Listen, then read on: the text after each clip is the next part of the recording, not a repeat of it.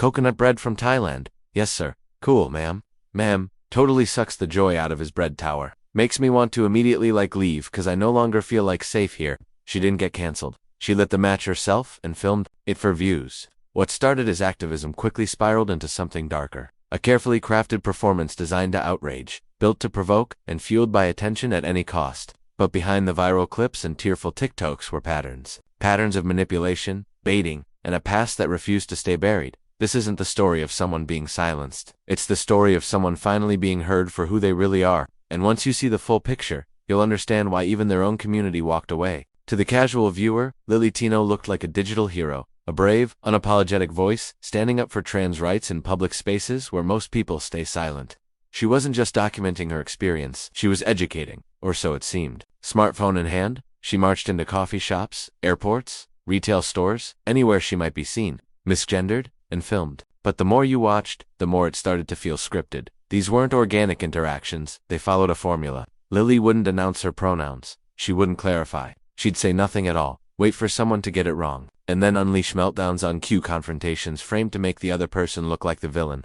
The videos were edited, captioned, and posted with surgical precision, and right beneath each one, hundreds of thousands of likes, viral outrage, death threats to the cashier, sponsorship deals for Lily. It was activism, but with a marketing strategy. And here's where it got worse. This wasn't a one-off moment of frustration, it became a cycle. Different faces, different locations, but always the same story. No context, no chance to fix it. Just immediate escalation, and always with Lily at the emotional center, shaking, crying, performing for an audience that was ready to rage on her behalf.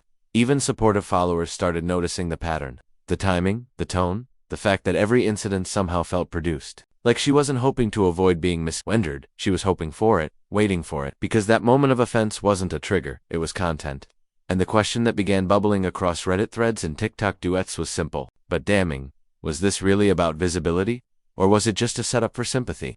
That's when the cracks in her story started to show. Because if someone keeps walking into the same fire again and again, at what point do we stop calling them a victim and start calling them the one holding the match? Once you've seen enough of Lily's content, a pattern becomes impossible to ignore. It's not activism, it's choreography. She walks into a store, doesn't offer a pronoun, doesn't offer clarification, orders something simple. A coffee, a ticket, a snack, and waits. The employee, just trying to do their job, uses a default, sir, and that's when it happens. Suddenly, the tone shifts. The camera's already rolling. Lily reacts with visible distress. Her voice raises. Her body language changes. Then the clip cuts. Now it's text on screen, emotional music, Lily's tear-filled face. Viewers don't just see the incident. They see a performance edited for emotion, filtered for impact, captioned with phrases like, "I don't feel safe in this world." But this wasn't just about a reaction. It was a funnel.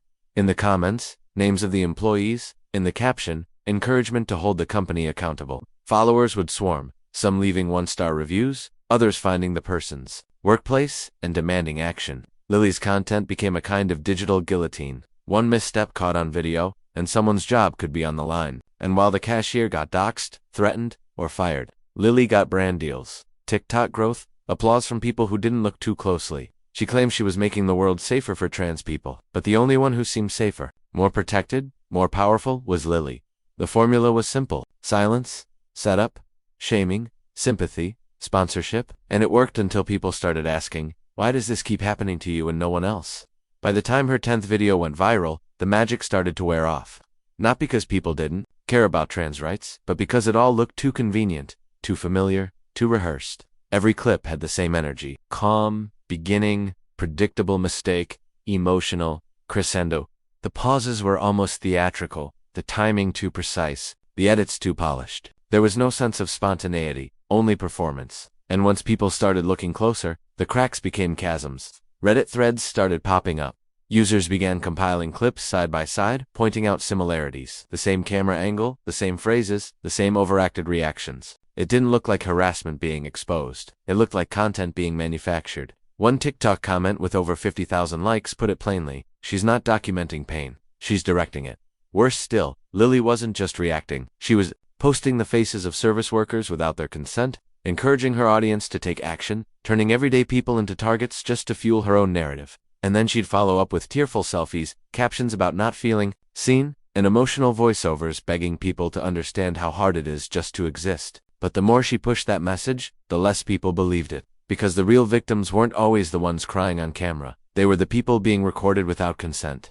The ones who didn't sign up to be villains in someone else's trauma reel. And that's when the audience began to shift. The sympathy that once flooded her comments started evaporating. Parodies began surfacing, duets mocking her over-the-top reactions. Trans creators posting their own takes, not in support, but in frustration. Because Lily wasn't just hurting baristas and retail workers, she was damaging something far bigger. The credibility of a community she claimed to defend. Just as Lily's present-day content began to unravel, the internet turned its eyes somewhere else. Her past, and what they found changed everything.